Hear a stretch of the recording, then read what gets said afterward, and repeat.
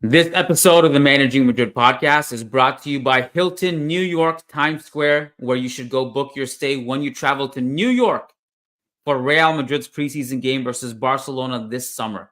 If you're ever in New York, you need to book your stay at New York Times Square, which soars above Times Square, offering panoramic views from their spacious rooms and restaurant. The hotel is within blocks of iconic New York sites such as the Empire State Building, Madison Square Garden, Bryant Park, and Grand Central Station. Many of Broadway's theaters are within a mile, and Rockefeller Center is a 15-minute walk from the door. Also, tentatively, August 4th. That's when our podcast in New York with our fans is. So August 4th, save the date. We'll announce details soon, like time and venue. But August 4th, if you're going to be in New York, if you're anywhere close to NYC, even if you're not going to the game, drive up, come meet us. Me and Gabe Lesra, at the very least, will be there, plus some other surprise guests, I'm sure. Book your stay at New York Times Square Hilton, and let's get to today's podcast. Here we go. Nice article in the Managing Madrid blog. Wonderful lads that do a great job there. And worth reading about that man there. Karim Benzema needs to rest, and the numbers reveal why. Times ended up almost looking like a 6-3-1. Some very good writing about that on the Managing Madrid website. First-rate podcast as well. Of course, Fede Valverde was a huge part of the equation.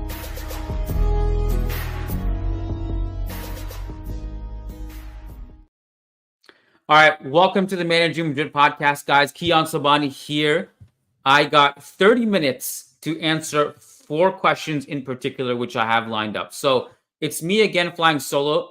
Unlike yesterday, where I had a bunch of things prepared, I have relied on our patrons to submit questions. And there's a bunch. There's actually a million questions.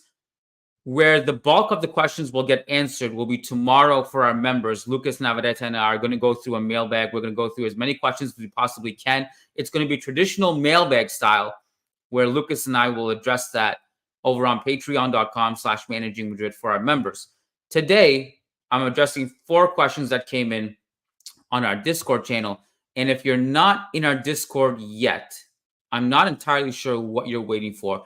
The link, if you're watching this live on YouTube right now, is actually in the comments. I posted it. And you know what I'm going to do actually really quick on the fly here? I am actually going to also post it in the comments. So pinned on the comments of the video, you're going to see the Discord link. But join our Discord. Every day there's stuff happening. There are match threads when there are games. There's a section for Real Madrid Femenino, Real Madrid Masculino. There's a section for Castilla. There is an off topics, there's like a million off topic rooms. It's a huge Real Madrid family, and I highly recommend you guys going in.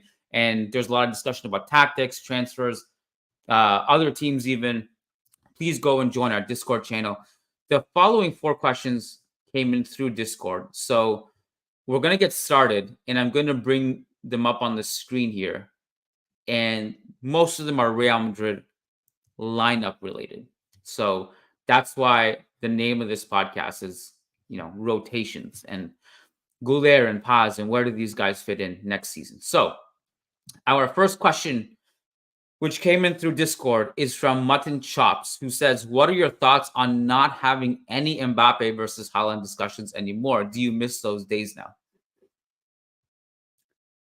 My answer to this is I will never miss those days.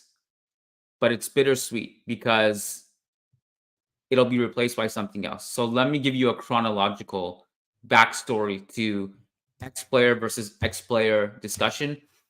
I've been around long enough in this podcasting game. We did our first. Actually, I did my first Managing Madrid podcast in 2015. Before me, the podcast was kind of sporadic and it just kind of happened randomly. Going back to 2013 with Gabe and Lucas did a few episodes. And it never was a consistent thing until 2015 when I came and I was like, guys, almost at least weekly, but now it's basically daily. Podcast. We gotta take this seriously. I did my first podcast in 2015, and X player versus X player discussion. There's been so many iterations of it, and I'm not even talking about like Real Madrid player versus non-Real Madrid player. I'm talking about Real Madrid player versus Real Madrid player. And Mbappe and Haaland was pretty brief, all things considered, and it still may be a thing. Like I can't rule it out completely. Like outside of Real Madrid's team, how many players are there on Mbappe's level? I mean, we probably have 2 of them in our squad. And outside of Real Madrid, there's not really that many generational players, right? And so Haaland has to be in discussion. And I think Haaland will be a 50-goal player for a few more years. And if he dipped a little bit this year, I think we can just call it a dip. That's my prediction. I think he's just so great and so lethal and so elite in his off-ball movement and finishing that he is going to score buckets of goals wherever he is, whatever scheme he's playing in. I won't lie. I do kind of miss the Haaland Dortmund. You know, we watched a lot of Dortmund for loan tracker purposes, and that version of Haaland was like carrying the ball in transition. He was playing outside the box even. I kind of miss that, you know. I guess you just go to City, you graduate from football, you go to Manchester City to like the next level, and you become a robot, for better or worse. Ask Jack Grealish.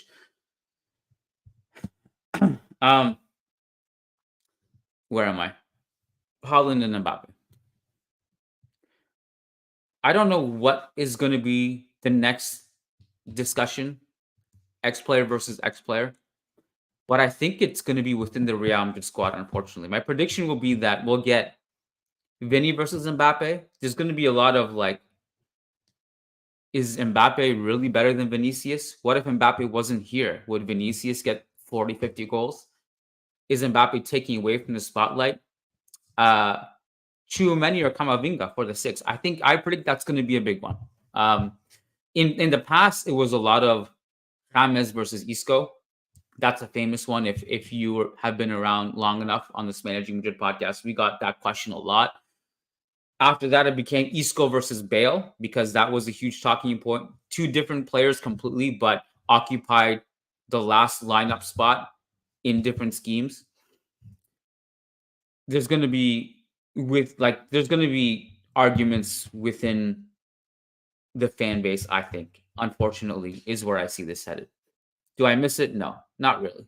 I like these discussions if they happen once. Like we have a discussion, we hash it out, we have different opinions on it, we bring debates, we bring stats, we bring eye test, everything to the table, we bring our arguments, and then we close the chapter, we close the book. But it becomes really like less fun if it's like every week this question comes in, we have to talk about it. It becomes repetitive. So that's what I'm not really looking forward to. But I definitely think there's going to be debates within the fan base about certain players because there always has been. That's just the nature of the beast. I think on this particular podcast, a little bit, it's been filtered out. I think people who listen to this podcast are more level-headed than a lot of the discourse you see on social media, which is nice. But I definitely think we're going to see those discussions happen. Next question is from our man MS on Discord. He says, in the seemingly unlikely event of this club selling Dani Ceballos this summer, would you trust Nico Paz as the 5th midfielder or 6th if the club will try Güler as a center midfielder on occasion? Is it even worth it, or should he go out on loan in this scenario? This is a great question. This is how I have it lined up. If you're on YouTube, you can follow along, and I'll try to be very verbal if you're not on YouTube and you're on Spotify or Apple. This is how I see it shaking out. Don't get too hung up on the formation and the position. I have it lined up as a 4-4-2 here. The starting lineup, let me bring that back. Hold on. I got to put it on loop. So the starting lineup, I think is going to be something like this.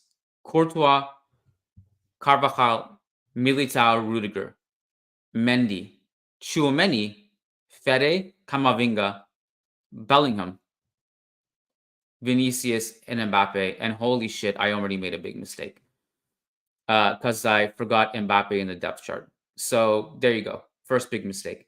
I forgot Modric, that is. But this is roughly how I see it shaking out. And I think where we're going to have trouble is like when you get like really farther down the depth chart. Joselu looks like he's going to sign. I think it's great to have a Joselu in the squad. I do have a question about like, so where's everyone going to play? Who's going to be happy? Who's not going to be happy? I think the good thing about Joselu is that although he's probably the most, I don't know, in terms of the depth chart and people you want to prioritize playing, you prioritize the Vinny's and the Mbappes, the Rodrigos, the Endricks, etc., and the Brahims. Joselu, you don't have a stake in developing for the future. And he's great because he's a combination of two things. He is a very unique profile, and two, he's the one who cares least about whether he plays or not. I mean, obviously, deep down, we're all ambitious, right? Everyone wants to play. There is a certain element of pride in that. But I'm sure he is accepting of the role, much like Nacho and Vasquez, for example. So that's good. So in a vacuum, it's a no-brainer to renew him. But there's a question like, okay, so Vinicius, Endrick, Mbappe, Rodrigo, Bellingham, Brahim. Some point, someone's going to start to grumble and be upset. With the question about Nico Paz in particular, and let me take this off the screen for a sec. To me, Nico Paz is in a weird spot. He is in the spot where he is clearly way too good for Castilla. Remember like a couple years ago when we watched Sergio Arribas in Castilla and we're like, this guy is way too good for Castilla. He's obviously older too. Like, what is he doing there? But he also, you can't throw him into the A team. Although I was a huge proponent of just having him in the squad, not as a starter, but just someone who can actually provide you with good energy off the bench. I liked his versatility. I liked his ability to play on both wings. I liked his defensive ability. I liked his dribbling. I liked his vision and passing. I liked all that stuff. I liked him as someone you can develop in the squad.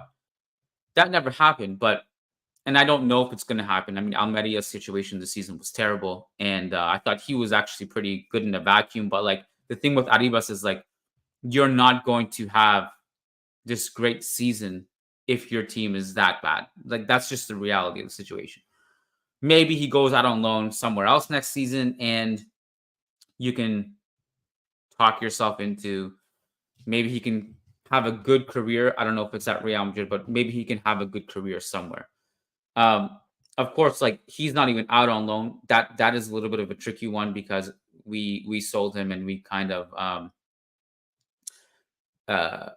did that thing where we just have rights to his future sales. So he's at an arm's length away, but he's not like on loan or anything. So anyway, that's a complete tangent. I'm kind of curious. I'm keeping my eye on it because I think he's too good for Segunda. Anyways, that aside, the reason I brought him up is because Nico Paz fits in that same category. It was when I was watching Nico Paz in Castilla last season, it was clear he was too good for Castilla. Now we can talk about his best position. His best position is kind of the Fede role, which is right CM. But I think he is more attacking than Fede. He's a more attacking Fede. He's like a hybrid 10 right winger, kind of like Güler. So the question is like, where does he actually fit in the depth chart? Is he better than Güler? No, he's not. Like, objectively speaking, what we've seen from Güler in limited minutes all season is he's very omnipresent. He's very efficient. And hey, like man of the hour, looked great with Turkey yesterday. I've heard. I didn't actually watch it.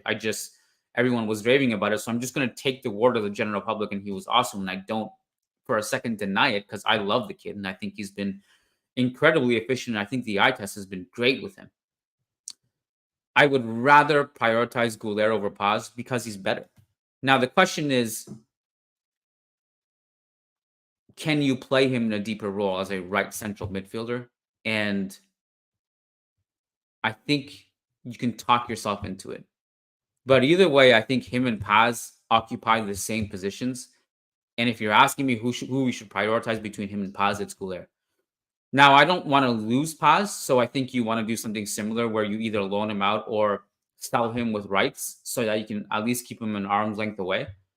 But it's going to be challenging to actually get him playing time. I mean, it's going to be already challenging enough to give Güler playing time, let alone Paz. So the question that Miran posed, which was, if in the unlikely event that Ceballos does leave, would you keep Nico Paz or just trust Güler more? My answer is I trust Güler more, even though they kind of occupy different positions. I think we've seen many players in the past progressively play deeper and learn to play in deeper positions. There's been an infinite amount of examples of this in football. I think Güler can play deeper if needed. We've seen him drop deep in these limited cameos. He's dropping deep and he's helping defensively and with the right back. He's dropping deep to help escape pressure. I think he can do it. Doesn't mean he has to do it permanently. It just means he has that in his skill set, I think, to develop and kind of iron out. Let me bring this chart back up on the screen, which, as I've already said, the disclaimer that I've already made a mistake in this depth chart. I knew I was forgetting someone. Turns out the guy I forgot was Modric in the depth chart. But the B team, the quote-unquote B team right now, essentially is Fran Garcia, David Alaba, Nacho if he stays. It remains to be seen. Lucas Vazquez, Andre Lunin, Arda Güler, Dani Ceballos, Brahim Diaz, Luka Modric, Rodrigo Goes, Endrick. And the guy that is extra here and is not like, he's not even, I think, second, like as a backup, is Joselu. But we already discussed Joselu and why that might actually make sense. If you're going to have an extra player in the depth chart and too many players, somebody like Joselu actually really fits the criteria. Veteran, doesn't care that much about playing time, and accepting of a role, happy to be here, a Madridista, and a unique profile in the squad. Fits the bill. If I'm ever going to have too much depth, a player like Joselu fits the bill. How this shakes out, I'm not sure. But I guess the ones I'm interested in are Brahim, Güler. Where do they fit? Because Rodrigo and Endrick, I think, are going to be occupying a lot of playing time off the bench. And in Rodrigo's case, he may actually start. So it's a great question, Miran, but I lean towards giving Güler more prominence. And unfortunately, I think Paz becomes expendable. I mean, look, this is the situation of a player with Castilla who is waiting his turn. We saw it with Odegaard. At some point, like, he just did not want to wait for Modric and Kroos to retire. Same thing happened to Kovacic, who was not from Castilla, but a really, really great young player who just was not really happy with just waiting. Fede is well beloved in the club because he was like, I'm staying and I'm fighting. Funny thing is, like, this whole thing we've been saying for half a decade of like, oh, you know, like, the reality is Kroos and Modric are the two greatest central midfielders in club history. They're playing now and they're not going anywhere. It's just going to be hard to break through in this generation. At some point, like, players are just going to stop waiting. Well, now we're finally in an era we're actually seeing. We saw Kroos move on and Modric is probably there. Right there, like maybe 1 year left. So that era is finally coming, and now we're starting to see how difficult it actually can be. All right, next question.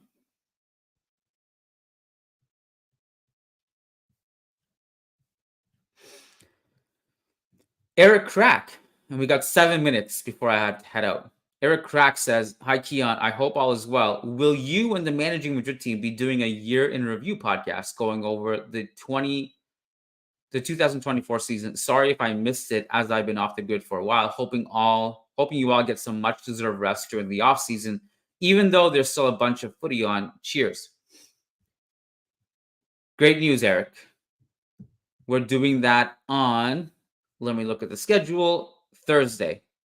Matt and I are actually, so we did a roundtable we do a roundtable every year. So if you go on Managing Madrid, and maybe I'll just shoot the link here. If you just Google Managing Madrid Roundtable, the first couple links, the first link is Managing Madrid Roundtable 2023-2024 season.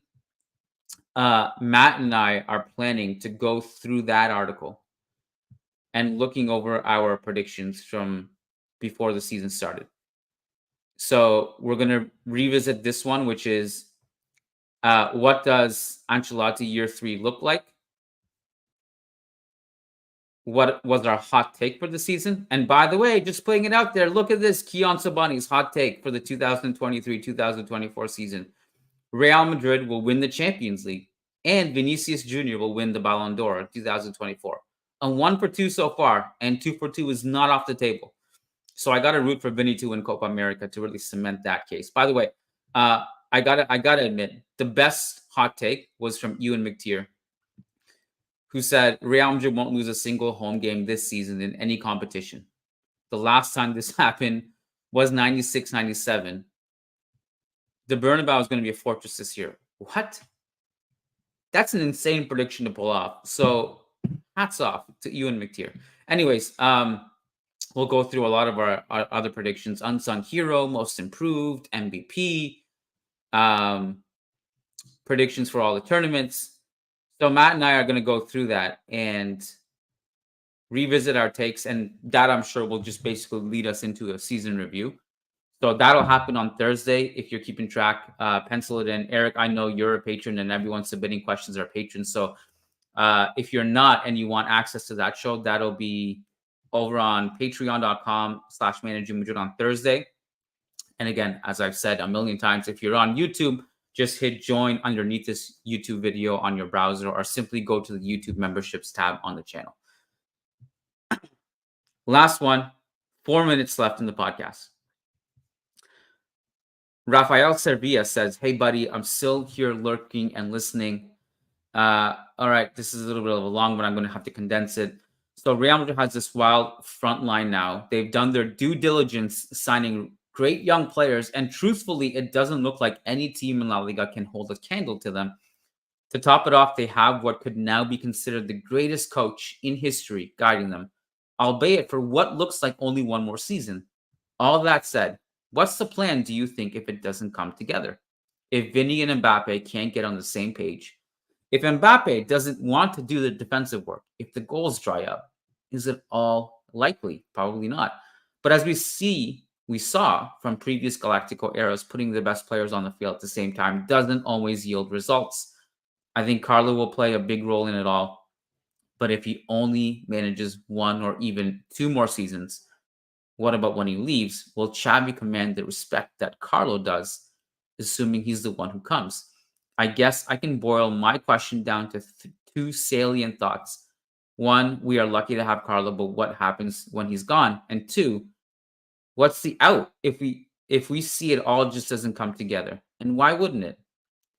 Thanks, guys. Keep working hard. Love seeing how you guys have grown. Really proud of you and to be part of this group. See you guys soon. Hala Madrid. Rafael, great questions. Thank you for submitting them. I hope to see you at our New York podcast. Rafael, what you're outlining here is basically, is it possible we get to DEFCON 1, worst case scenario? Mbappe is a diva, does not want to defend. The team collapses defensively. There's arguments over who should take the penalties and free kicks. The positioning doesn't work as much as we hoped. Meanwhile, at the other end of the spectrum in the depth chart, Brahim and Rodrigo are really upset about their playing time. Güler is upset. Camavinga's like, hey, why am I not playing? Cruz just retired. Why are we starting Rodrigo in a 4-3-3? What else could go wrong? I guess that's pretty much it, right? Do I think all this is going to happen? No, of course not. This is me just laying out worst case scenario. What happens if this happens? Going back to a previous point you made, Rafael, about like, hey, man, we've seen Galacticos and that didn't go well. I've talked extensively about why this is so different from those previous iterations. Off the top of my head, let's just go down the list. Number one, reason this is different. This has defensive balance. Those iterations didn't. Galacticos 1.0 had no defensive balance. It was purely business and marketing based and not sporting based. The Messi, Neymar, Mbappe trio failed because it had no spine. It had no backbone, no defensive solidity, almost no midfield to back it up. 3 attackers who did not defend. I mean, you might get away with 2 attackers not defending. 3 is insane, which is why I said many times it actually looked better when Di Maria took the position of one of those front 3. This has a bunch of two-way midfielders, a bunch of great defenders. It's going to work way better from a structural standpoint. And by the way, if you do want to play 4-3-3, Rodrigo, who would be the third attacker, defends. Jude, who would be the third attacker, defends. They work their ass off. It's completely different. Point number 2, why this is wildly different, is we're more set up for success than the previous 2 Galacticos. Galactico 1.1, which is early 2000s, just did not have the same kind of success rate. Like, I know we won the Champions League in 2000, but we were also 5th in La Liga that year, and it had a lot of problems. So we kept adding these layers of paint, and eventually, when we got to adding Ronaldo Nazario and David Beckham, at that point, it was like Guti Beckham double pivot because Makaleli was gone, and Helguera was playing defense because we had no defenders. Hierro was 34, 35, or something like that. Galactico 2.0, which was 2009, was an influrry of a lot of great players, but following an entire run of poor Champions League results with no great midfielders apart from Guti. We had the Schneider era. That wasn't so bad, but we just did not have the success rate of Galactico 3.0, which is now essentially where Mbappe arrives to a team that has won 2 doubles in 3 years, has a bunch of great two-way midfielders, has great defenders, has 2 great goalkeepers. I mean, we don't know exactly what's going to happen with Lunin, but 2 great goalkeepers, a spine, a healthy culture. The culture right now is also wildly different from those 2 past iterations of the Galacticos. It's wildly different. So what could go wrong is really, really worst case scenario and very improbable to me. The Carlo point about so when does Carlo leave? Why does he leave? What happens when he leaves? And can Xavi take that mantle? I think if there's one thing we've learned in the past 2 main coaches we've had, Ancelotti and Zidane, is that culture and leadership really matters more than a genius tactician. It's important to have both, if you ask me, which is why Xabi Alonso becomes a very interesting candidate. But I think if I had to lean towards one side of it, I would rather have the guy who walks in from day one and commands the respect of the locker room. So all these tactical geniuses, shout out to Jesse Marsh, who is now leading Team Canada. Love it. Shout out to the Derby. Shout out to, ex-tactician. If you can't walk in and command the respect of the locker room, it doesn't matter. Picture it this way. If the Tactics FC guys on Twitter came into a job interview on Real Madrid and outlined the most perfect tactical blueprint, this is exactly what we're going to do, Florentino, Jose Angel Sanchez. Vinny's going to play here. Mbappe is going to play here. These are the movements of these players. This is how we're going to press, counter press, keep a high line, generate XG of 3 million per game, and it's going to work. They're going to laugh in your face. Like, cool, nice tactics. Who's going to listen to you? Who's going to laugh at you? Like, we saw it with Rafa Benitez when Cristiano Ronaldo literally was laughing at him because it's like, who are you to tell me what to do? Like, Luka Modric, he told Luka Modric to stop using the outside of his foot. Whereas Carlo Ancelotti comes in and he's like, who the hell am I to tell what Modric should do on the field? So what is it gonna look like when Carlo leaves? It has to be someone who can do that. It has to be someone who's going to command the respect of the locker room. And yes, Xabi Alonso to me can do that based on what we've seen.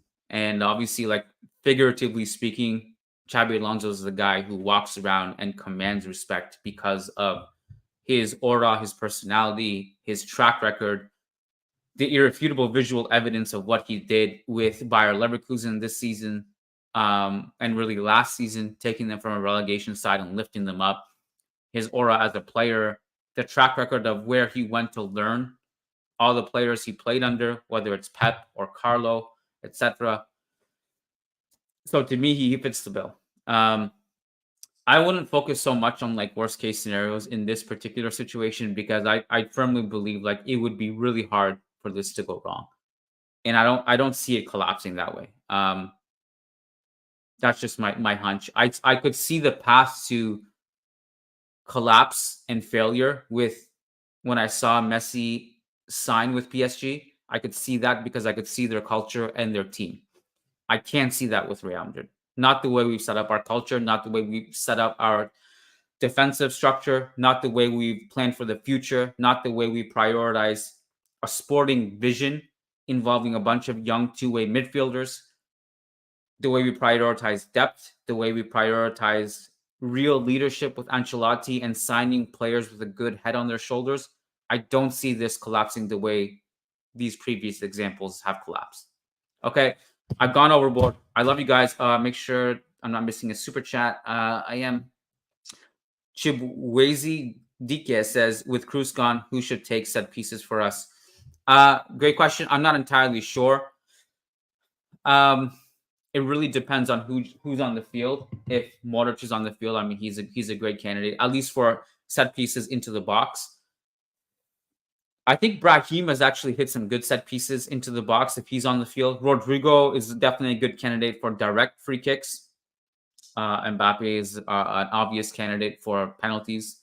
I think it shakes out. If like bringing back this lineup, if this starting lineup is on the field that I predicted, I think you can talk yourself to Fede into taking direct ones too. But I think of these options, if the starting lineup is Vinicius, Mbappe, Bellingham, Fede, Camavinga, Tchouaméni, Militao, Rudiger, Carvajal, Mendy, I actually think that in swinging set pieces, like to hit balls into the box, it might actually be Jude from this crop, to be honest with you. But we'll see. We'll find some stuff out in preseason. Guys, you're awesome. Thank you so much for tuning in. You guys are the best. For those of you who are members, it is our great honor to go through the Managing Madrid mailbag with questions sent in from Discord and Patreon with Lucas and I. Lucas and I will be answering your questions for our members tomorrow. And then Thursday is that aforementioned podcast with Matt. And then Friday, we're doing the Cruise post-game show, I think after the final whistle of the Germany game. We'll go live on YouTube, and that'll be for free. You guys are awesome. Thank you so much. Kiyan Sobhani signing off. See you tomorrow. Peace out.